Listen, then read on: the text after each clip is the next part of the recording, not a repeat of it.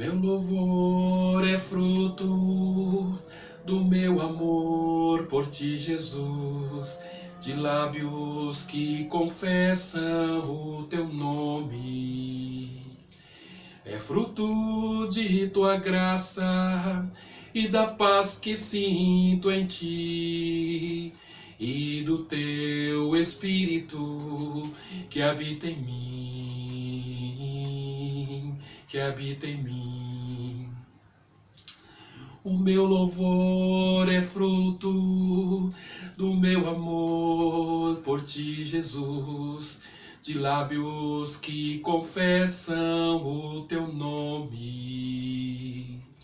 É fruto de tua graça e da paz que encontro em ti, e do teu Espírito que habita em mim, que habita em mim. Ainda que as trevas venham me cercar, ainda que os homens se levantem contra mim, meus lábios não se fecharão. Para sempre hei de te louvar.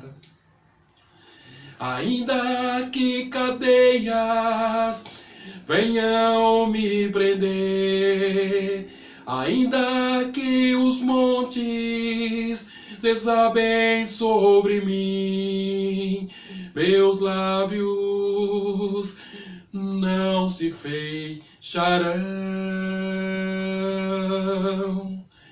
Para sempre hei de te louvar. Vamos orar? Te louvamos, Senhor, porque o nosso louvor, Senhor, é fruto do amor que sentimos por Ti.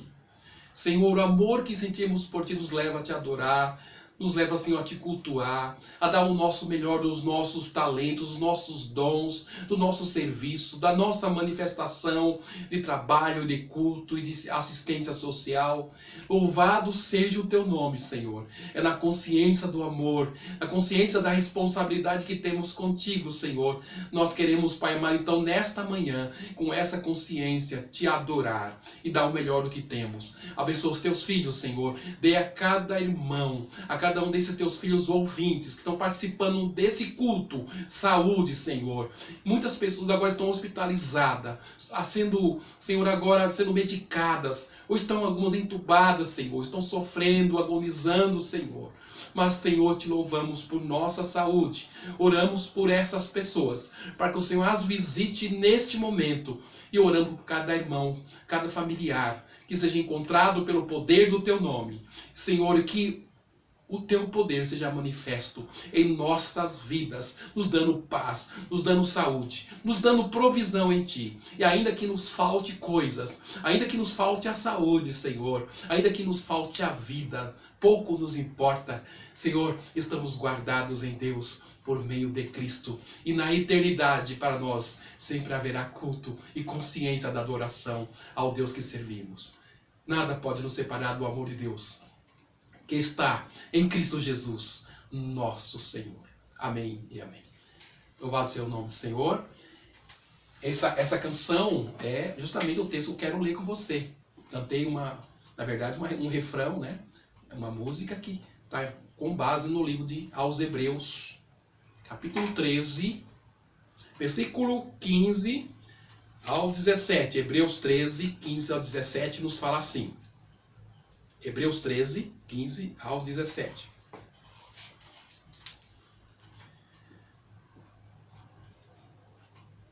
Por meio de Jesus, pois, ofereçamos a Deus sempre sacrifício de louvor, que é fruto de lábios que confessam o seu nome.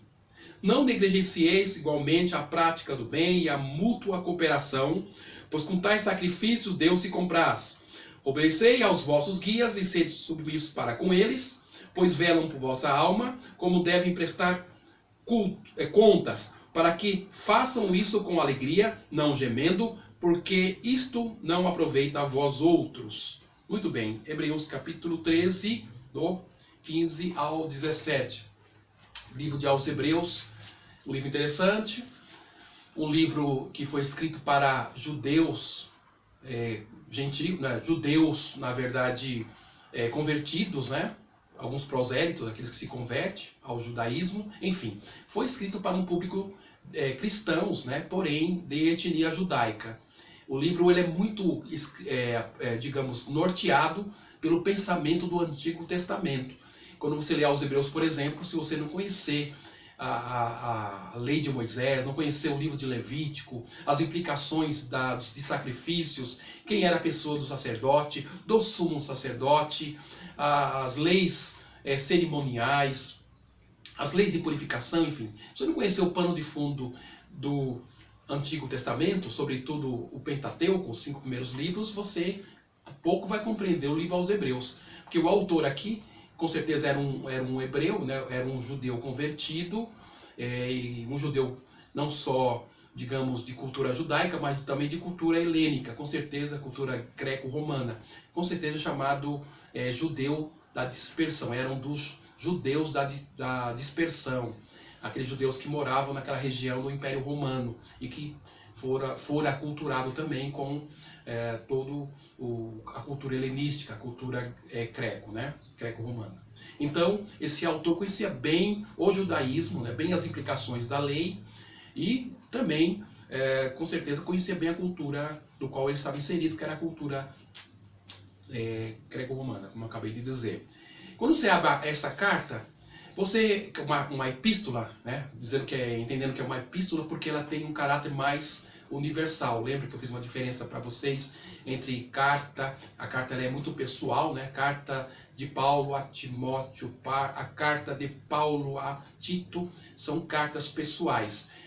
Hebreus é uma epístola, ou seja, tem um endereço, né? Um destinatário não único, ela é de caráter universal, é para muita gente, para todos os lugares.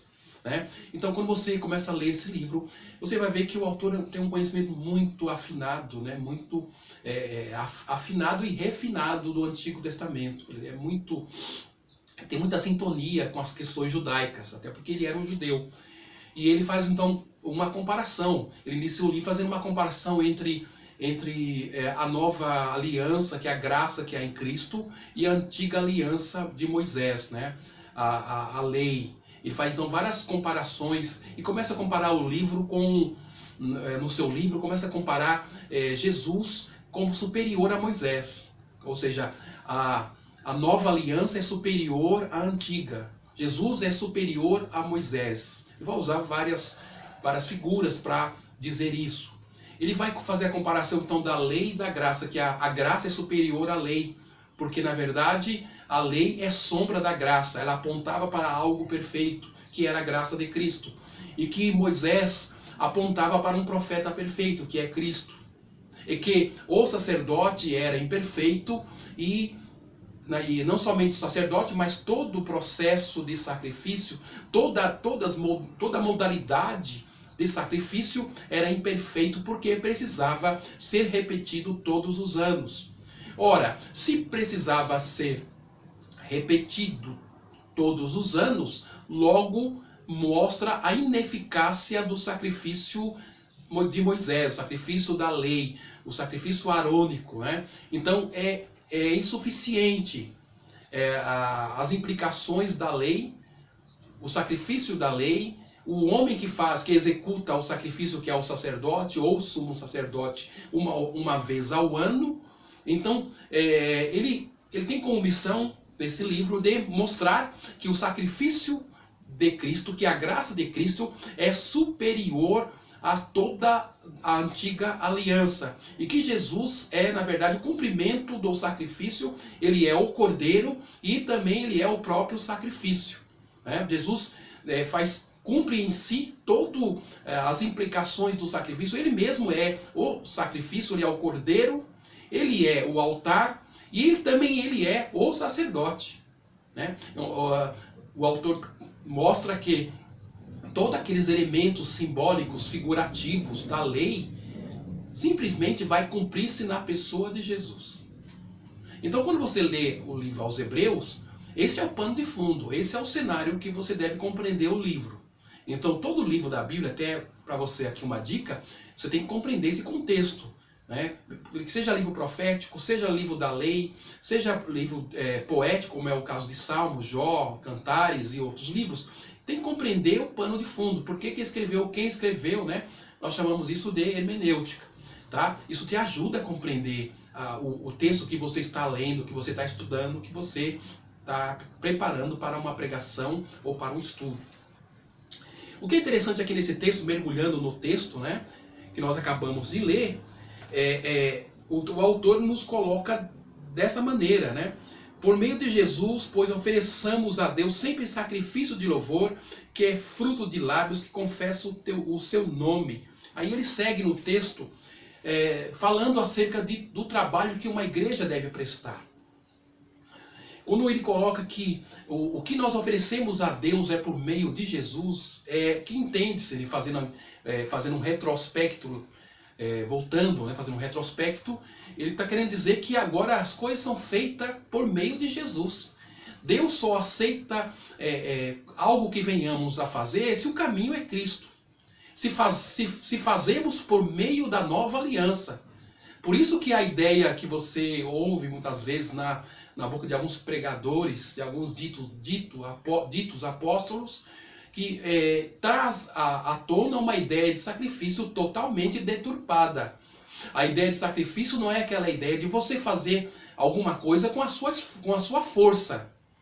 A ideia de sacrifício aqui no Novo Testamento não é aquela coisa de você fazer algo para conseguir por mérito. Eu faço alguma coisa para Deus com esforço, eu dou alguma coisa, dou um dinheiro, dou um dízimo, dou alguma coisa para a igreja, faço alguma coisa para alguma pessoa com um sacrifício para que Deus me retorne isso com bênção. Não, não é essa a ideia. O sacrifício que você faz e eu é sacrifício de louvor que é feito por meio de Cristo. O mérito já foi, digamos, o mérito está na pessoa de Jesus. O sacrifício já foi estabelecido, e já foi cumprido, já foi realizado na obra vicária de Cristo. Na obra substitutiva de Cristo. Jesus fez por você e fez por mim.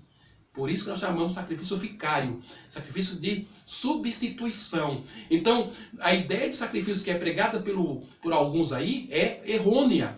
Aquela coisa de você fazer para receber. Né? Qual a diferença dessa ideia de sacrifício que alguns estão pregando aí do que subir de joelho a escadaria da Santa Sé? Ou ir fazer uma romaria para Aparecida a pé. Qual a diferença? É a mesma coisa. Faz as coisas por mérito. Não. Essa não é a ideia de sacrifício. O sacrifício é sacrifício de louvor que é feito por meio de um sacrifício que já foi efetuado na cruz. Deus recebe o que você faz, o que eu faço, por meio do sacrifício do seu Filho. Jesus abriu para nós, né? O texto de Hebreus também vai dizer em outros capítulos, abriu para nós ali um acesso a Deus. Podemos entrar e sair ao trono, entrar e sair no trono de Deus, né? A ideia do santuário, a ideia do santo dos santos, em que o sacerdote ou sumo sacerdote entrava uma vez por ano e somente ele poderia entrar. Ninguém poderia entrar, nem o sacerdote. Não entrava só, lembra que o santuário antigo tinha 3 compartimentos, o átrio, o lugar santo e o santo dos santos. O sacerdote fazia a entrada do átrio para o lugar santo, né? Lugar santo. Já o sumo sacerdote passava do lugar santo para o santo dos santos. Só ele poderia entrar. E o autor dos Hebreus vai dizer assim, que em Cristo Jesus efetuou um novo e vivo caminho. Rompeu o véu do templo. Hoje todo crente pode entrar. Todo crente pode atravessar. Não há limites. Ele pode entrar na presença de Deus. A ideia é que você não precisa de mediador humano, de homem, para entrar na presença de Deus. Você pode atravessar. Você pode entrar na presença do Senhor. Não precisa de mediador. Cuidado com esses mediadores. Eu vou orar por você, eu vou jejuar por você, eu vou no monte por você. Ok, orar, jejuar por você, isso faz parte de um serviço de congregação, em que nós temos que orar uns pelos outros, suportar uns aos outros, aquelas coisas de uns aos outros, aquela coisa de comunidade cristã. Isso é diferente do que alguém falar assim para você, ó, eu vou nessa noite entrar na presença de Deus por você. Não caia nesse discurso. O texto de aos Hebreus vai dizer assim, que por meio da morte de Cristo foi rompido o véu e você pode entrar em um novo e vivo caminho. Louvado seja Deus. Emociona, né? A presença de Deus é na sua vida porque você não depende de homem. Você pode entrar e fazer o percurso para estar na presença de Deus a todo momento. Foi isso que Jesus fez na cruz. Então, o autor aos Hebreus vai assim ensinar. Ele vai também colocar aqueles irmãos que estavam entristecidos, né? Lembrando que o contexto aqui era um contexto de perseguição. A igreja passou por perseguição, pelo menos por quase 250 anos, né? Foi, do período de 68, quando Nero iniciou uma grande perseguição, colocando fogo em Roma, queria a intenção de construir uma outra cidade, né? Não queria mais, Roma não agradava, ele queria construir uma Nerópolis, uma cidade com seu nome. Colocou fogo em Roma e culpou os cristãos e iniciou uma grande perseguição no ano 68, morrendo Paulo, o apóstolo Paulo e o apóstolo Pedro morreram nessa perseguição promovida por Nero no ano 68. Essa perseguição ela continuou até o ano 285, 287, por aí. O último imperador nessa linha de perseguição foi Domiciano, né? Então foi mais de 250 anos de perseguição, né? Em torno disso aí, de perseguição, de Nero a Domiciano. É nesse contexto que o autor escreve o livro, né? De perseguição, em que os crentes estavam sendo perseguidos por ser cristão, por não adorar os deuses do imperador, né? Lembrando que os cristãos aqui eram ateus. Ateus eram aqueles que não adoravam os deuses do imperador ou do império, que não diziam ave César. Alguns imperadores eram divinos, tinham o status de deuses, né? Domiciano foi um deles que se intitulou Deus e os seus súditos tinham que adorar. Inclusive as próprias moedas saíam ali com a efígie, né? A caricatura do imperador, ave César, com a ideia de entender que o imperador também é divino, né? Então, nesse contexto, os irmãos estavam sendo perseguidos por não adorar os deuses do imperador, por não adorar o imperador, e alguns estavam desanimados da fé. O autor vai falar assim, capítulo 10, versículo 40, 10, se a memória não me falhe, versículo 25 parece, ele vai falar assim, não deixeis de congregar como é o costume de alguns. Isso é Hebreus 10, 25, ele vai dizer isso, porque alguns cristãos estavam deixando de congregar com medo da perseguição do imperador, né? E estavam desanimados, com medo, né? Lembrando que nesse período aqui, era um período em que os crentes cultuavam a Deus nas catacumbas, nos cemitérios, e nesse período os cristãos eram acusados de estar comendo carne humana, a ideia de canibalismo, né? Eles são canibais, eles comem carne de um morto, porque eles reuniam-se, né, uma vez por semana, no domingo, e eles comiam a ceia do Senhor, né? Comiam a carne e bebiam do sangue. Eles eram acusados de canibais, antropófagos, né? E por isso que havia perseguição, que eles se reuniam para orgias escondidas, o que eles faziam eram orgias, e houve uma série de calúnias e acusações contra os cristãos nesse período, né? E por isso que eles sofriam. Inclusive, qualquer catástrofe que aqui ocorria em Roma, qualquer calamidade que acontecia em Roma, havia seca, havia tempestade, havia chuva, culpado eram os cristãos, porque eles eram os deuses dos imperadores estavam irados com o império, porque os cristãos não adoravam esses deuses. Então qualquer calamidade que acontecesse de ordem natural, a culpa era dos cristãos, porque era a ira dos deuses contra o império por causa dos cristãos. Então por isso era motivo de perseguição e de ódio contra os cristãos desse período. Interessante ainda que você observe nesse texto, ele vai falar: não negligencieis igualmente a prática do bem e a mútua cooperação, pois com tais sacrifício Deus se compraz. Aí ele vai dizer: obedecei aos vossos guias e sede submissos para com eles, pois velam por vossa alma, pois como haveis de prestar conta.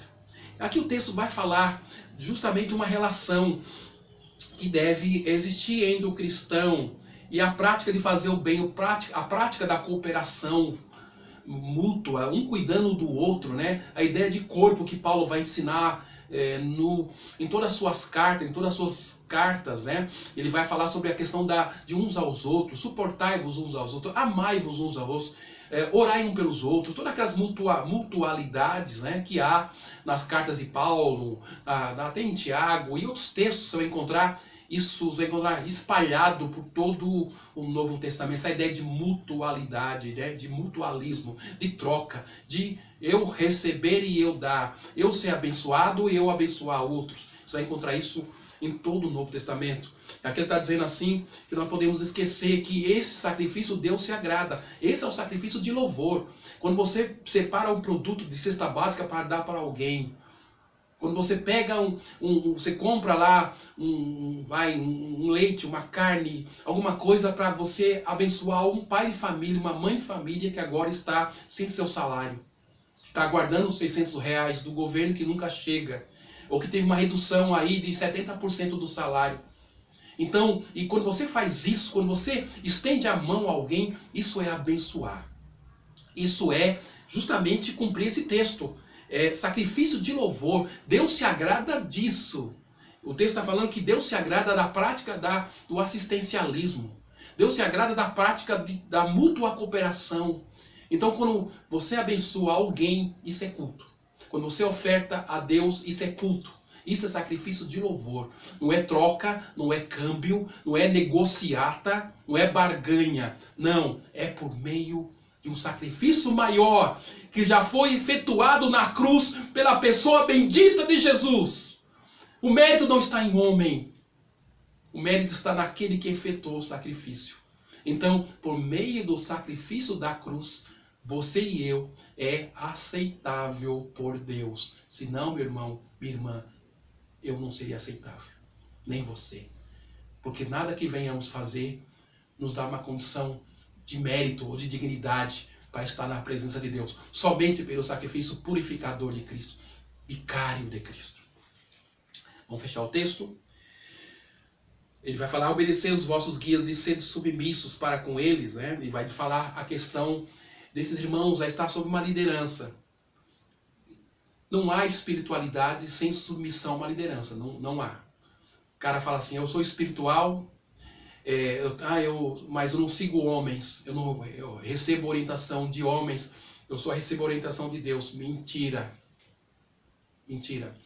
Quem não se submete... Gente, submeter aqui não é estar sob jugo. Submeter é estar sob missão. A palavra submissão é muito mal entendida.